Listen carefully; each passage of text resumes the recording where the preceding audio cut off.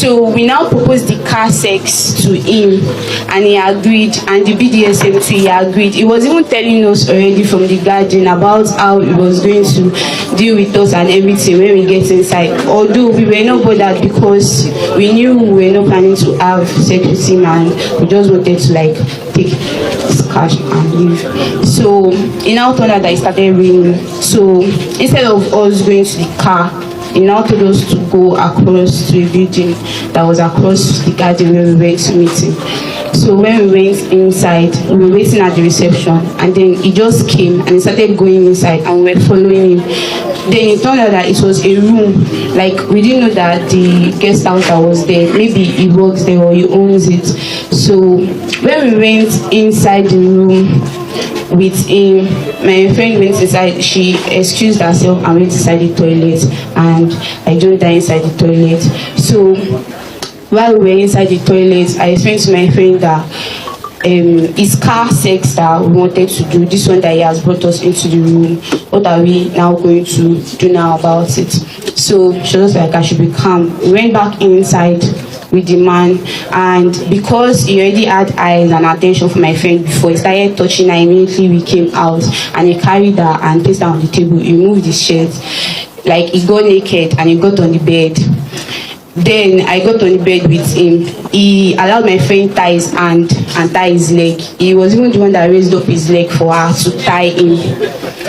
So after she tied his hand and his leg, based on the fact that we were in a room and not in a car, because normally we thought that if we want to have car sex with somebody, it cannot be in a public place that people can easily see or hear. But because it was in a room, so we were already thinking about what we were going to do, like in case like maybe he start shouting or something.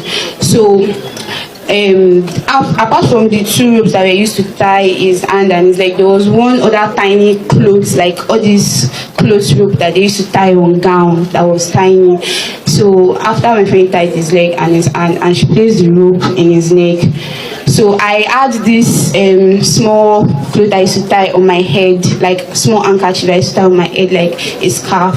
So like after, because my friend already tied his leg and his hand, so my own turn was to like try to put the handkerchief in his mouth so that that small rope I can use it to like close it, so that in case if he wants to shout, he won't be able to shout. But because I panicked and I freaked out, when I put the clothes in his mouth, he removed it and he told me that he did not want it. Then me too, I now took the clothes and I put it in my mouth and I told him that it's because we don't want him to moan too loud, that's why. But he refused. So during after that time that I refused to put the clothes in his mouth, I just like left him because I also panicked. That was why I could not tie the clothes in his mouth. So during the course of me being on the bed and just harassing him and everything, my friend went to the bag.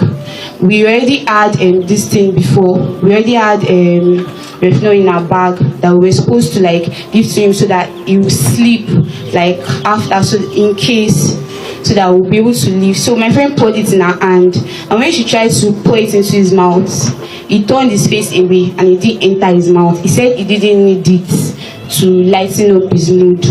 So I think at that time she was now getting impatient because it was raining before. And as the rain stopped, everywhere became quiet and like we were running out of time. So that was when she took the phone. He tried to bend the knife, but the knife didn't cut his hand because the knife was blunt. We held the knife just to make him scared. Like the knife was not even sharp at all. It's like all these the knife they used to cut cake. So instead of that, when he was eating my friend, that pointy part of the knife, I was using it to like pierce him a little and begging him that he should stop eating my friend, that like if he should stop eating her, that we're not going to hurt him or anything. But he kept on eating her until when he suddenly went calm. All along you went in with everything to kill him. No sir, with what you no sir, the kitchen knife in question, even when he held it onto his hand, I tried to break it and bend it from my hand. It didn't cut him. It didn't cut me too. It was totally blunt, and that was why we took it. Are you happy with what has happened? No sir.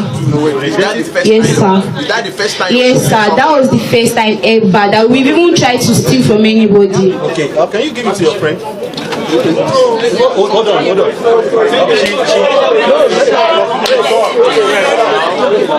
she just narrated. She just narrated a lot of allegations. Is that true? If it is true, just say yes, true. Yes, it's true. No, speak louder. Yes, it's true. Everything she said is true. Yeah, it's true. You did it. We did it together. Okay, now you did it together. You regret any of this action? Yeah, sure, we regret. What will you tell other ladies that are looking for quick money? Use the mic now. I would say they should be patient. God would always intervene and break through, of course, and not to just go for any man because of money. Thank you. Thank you so much.